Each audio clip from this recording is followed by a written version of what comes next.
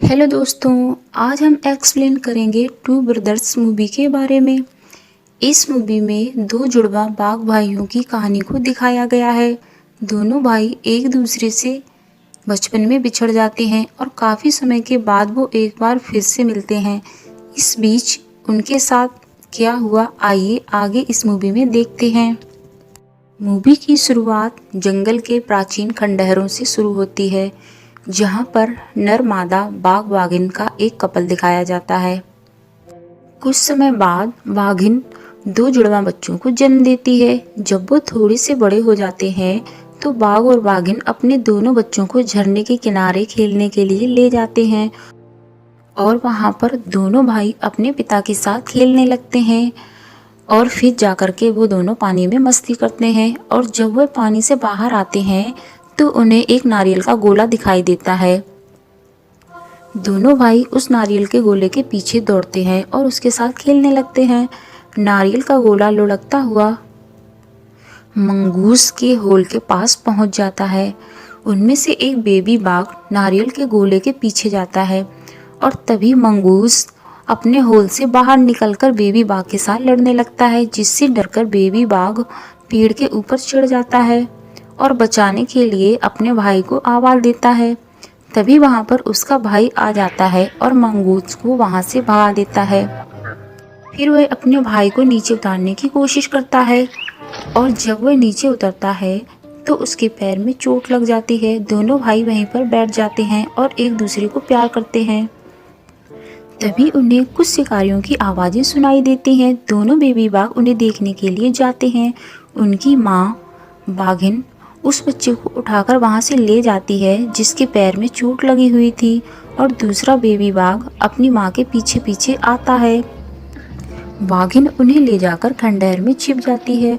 उनका पिता बाघ खंडहरों के ऊपर से चढ़कर देखता है। रात हो जाती है। घायल बेबी बाघ अपनी माँ के पास सो रहा होता है और दूसरा बेबी बाघ शिकारियों को छिपकर देखता है और अपने भाई को आवाज देता है। उनमें से एक शिकारी, जिसका नाम मैकोरी होता है, मूर्तियों की तलाश करना शुरू कर देता है। दरअसल उन खंडहरों में बहुत पुरानी प्राचीन मूर्तियां थीं। सभी शिकारी मिलकर उन मूर्तियों को खोजने में लगे हुए थे। मैकोरी एक पुरानी मूर्ति के नीचे बम रखकर दूसरी मूर्ति को नीचे गिराता है। नर बाघ यह सब कुछ देख रहा होता है। उन शिकारियों के पास एक डॉग भी होता है, जिसे बाघ के होने की स्मेल महसूस होती है और वो भौंकने लगता है, जिससे सभी को पता चल जाता है कि यहाँ आसपास कोई बाघ जरूर है, और वो सभी बंदूक लेकर बाघ को ढूंढने लगते हैं। बाघिन को खतरा महसूस होता है और वो अपने एक बच्चे, जिसके पैर में चोट लगी होती है, उसे लेकर वहां से निकल जाती है और दूसरा बच्चा वहीं पर फंस जाता है।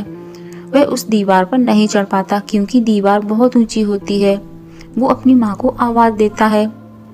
उसकी आवाज सुनकर शिकारी खंडहर के अंदर जाने लगते हैं। बाघ उन्हें देख लेता है और वह खंडहर की तरफ दौड़ता है, और जैसे ही शिकारी उसके बच्चे को निशाना बनाता है तो बाघ उन पर हमला बोल देता है।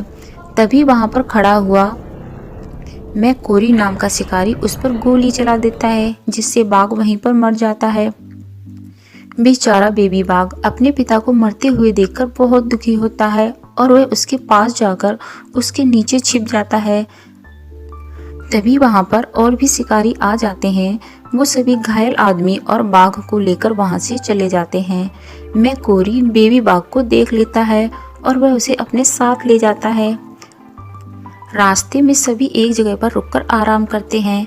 मैकोरी बेबी बाघ को अपने पास बुलाता है और उसे अपनी टॉफी खिलाता है, जिसका स्वाद बेबी बाघ को बहुत पसंद आता है, और फिर वह सभी आगे बढ़ते हैं। मैकोरी बेबी बाघ को रास्ते में मीठा पानी भी पिलाता है, जिसे पीकर बेबी बाघ को बहुत अच्छा लगता है और वह दोनों अच्छे दोस्त बन जाते हैं। कुछ देर बाद वह सभी गांव में पहुंच जाते हैं। गांव के लोग उन्हें देखकर बहुत खुश होते हैं। गांव का सरपंच मैकोरी से मिलने आता है। उसी दौरान वहां पर फॉरेस्ट ऑफिसर आ जाते हैं और वह जंगल से चुराई हुई मूर्तियों को देखकर मैकोरी को गिरफ्तार करके वहां से ले जाते हैं।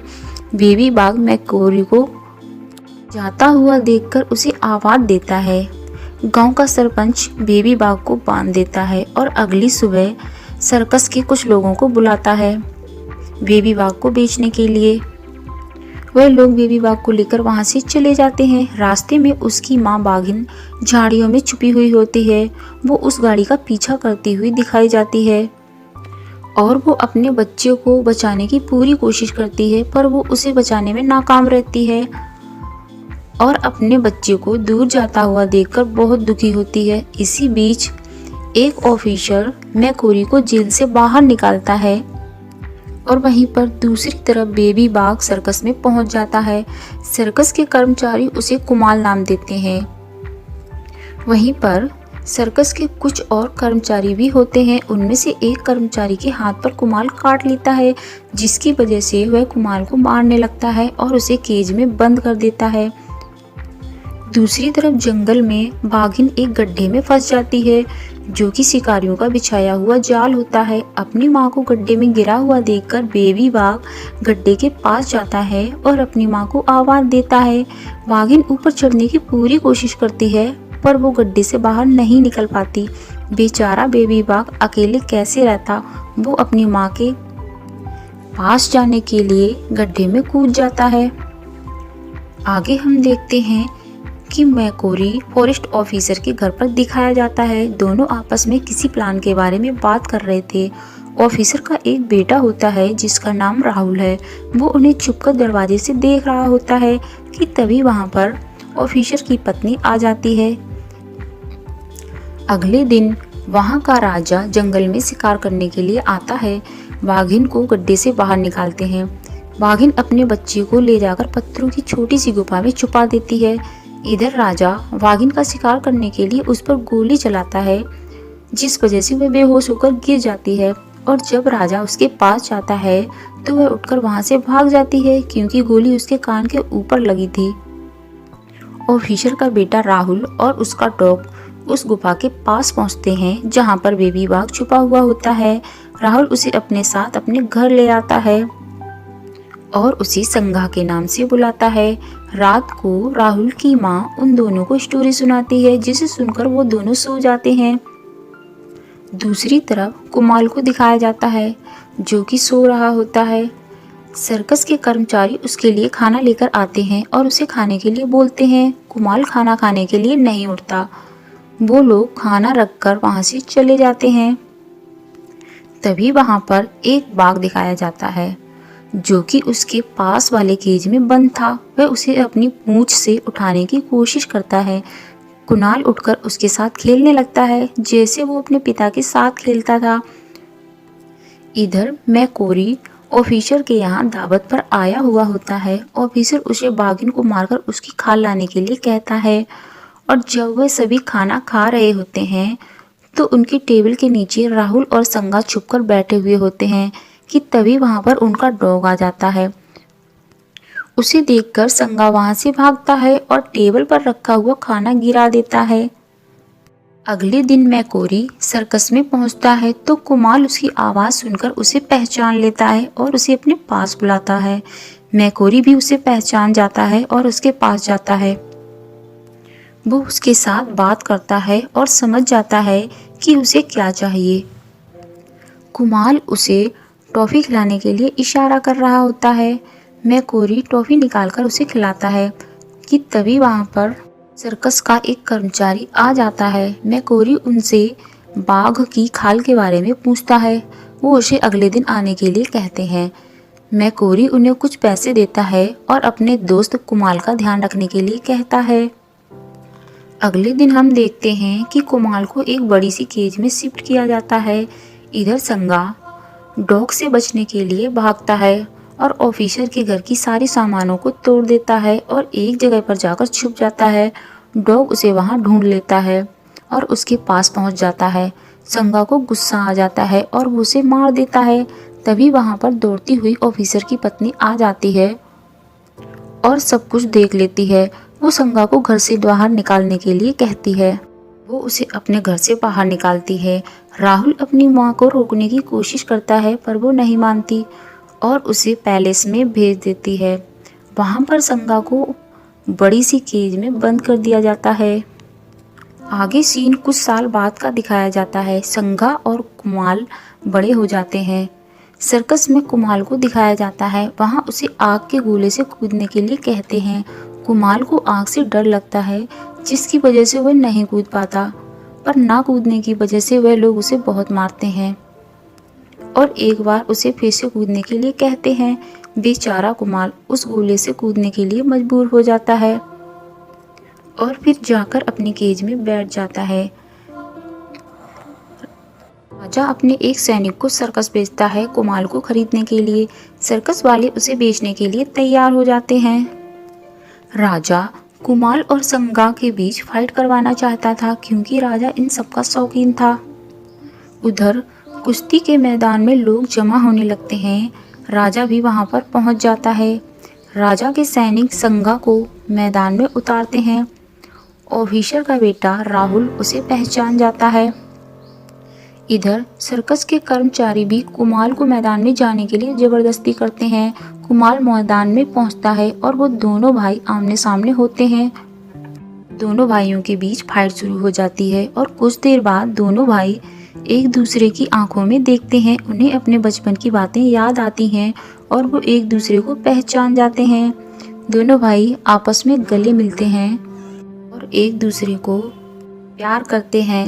वो एक दूसरे के साथ खेलने लगते हैं जैसे वे बचपन में खेला करते थे। राजा के सैनिक उन्हें लड़ने के लिए उकसाते हैं। तभी सर्कस का एक कर्मचारी कुमाल को डंडे से मारता है। यह देखकर संगा को गुस्सा आ जाता है और वह उस आदमी का हाथ अपने मुंह में दबा लेता है। दूसरा कर्मचारी दरवाजा खोलकर अंदर जाता है और वह संगा पर गोली चलाने वाला होता है कि कुमाल उस पर हमला कर देता है। संगा और कुमाल मैदान से बाहर निकल जाते हैं और तभी वहां पर लोगों के बीच अफरा तफरी मच जाती है और सभी इधर उधर भागने लगते हैं। वहां से बाहर निकलकर संगा जंगल की तरफ जाने लगता है, पर कुमाल अपने केज में जाकर बैठ जाता है। संगा अपने भाई को साथ में आने के लिए कहता है। कुमाल अपने भाई की तरफ देखता है और फिर केज से निकलकर उसके साथ चल देता है।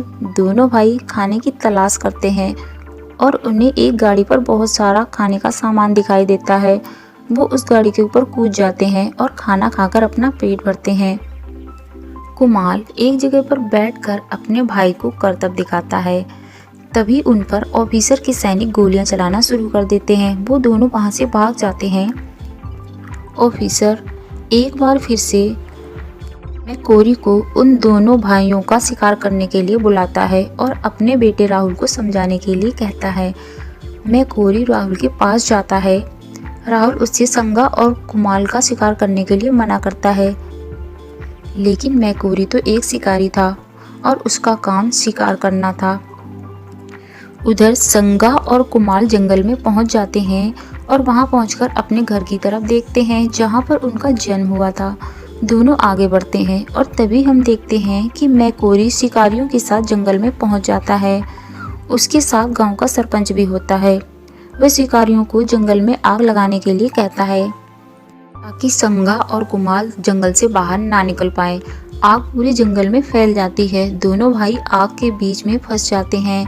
मैकोरी उन्हें देख रहा होता है। संगा और कुमार बाहर निकलने का रास्ता ढूंढते हैं। तभी कुमार आग की तरफ बढ़ता है और उसे सर्कस की बातें याद आती हैं, जब उसे आग के गोले के बीच से कूदने के लिए कहा जाता था। कुमार आग से बाहर कूद जाता है। संगा उसे देखता रहता है और अपने भाई को आवाज देता है। कुमार अपने भाई को कूदने के लिए कहता है, पर संगा को आग से डर लगता है और वो आग से बाहर नहीं कूद पाता। कुमार फिर से अपने भाई के पास वापस आता है और उसे प्यार करता है। वो उसे अपने पीछे आने के लिए कहता है। कुमार एक बार फिर से आग से बाहर कूदता है। इस बार संगा भी अपने भाई के साथ कूद जाता है और दोनों भाई आग से बाहर निकल जाते हैं। इधर राहुल अपने दोस्त संगा को ढूंढते हुए जंगल में पहुंच जाता है। दोनों भाई पानी में बैठे हुए दिखाए जाते हैं। राहुल की आवाज़ सुनकर संगा पानी से बाहर आता है और राहुल के पास पहुंच जाता है। राहुल उससे बात करता है और कहता है कि तुम यहाँ से बहुत दूर चले जाओ और यहाँ पर कभी भी वापस मत आना। दूसरी तरफ मैकोरी संगा पर निशाना लगा रहा होता है कि तभी वहाँ पर कुमार आ जाता है और उसे आवाज़ देता है। मैकोरी अपनी बंदूक नीचे रख देता है। राहुल संगा के गले से पट्टा उतारकर फेंक देता है और उसे आज़ाद कर देता है। इधर कुमार मैकोरी के पास जाकर उसकी जेब को चाटता है और उसे टॉफ़ी खिलाने के लिए कहता है। मैकोरी बॉक्स खोलता है तो उसमें टॉफ़ियाँ नहीं होती। वह उसके लिए कुमार को सॉरी बोलता है।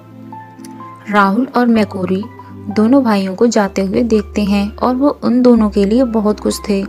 संगा और कुमार अपनी माँ को ढूंढते हुए आवाज़ देते हैं और तभी हमें उसी खंडहर से बाघिन आती हुई दिखाई जाती है। वो अपने दोनों बच्चों के पास आती है और उन्हें प्यार करती है, क्योंकि इतने संघर्ष के बाद एक बार फिर से वो तीनों मिल पाते हैं।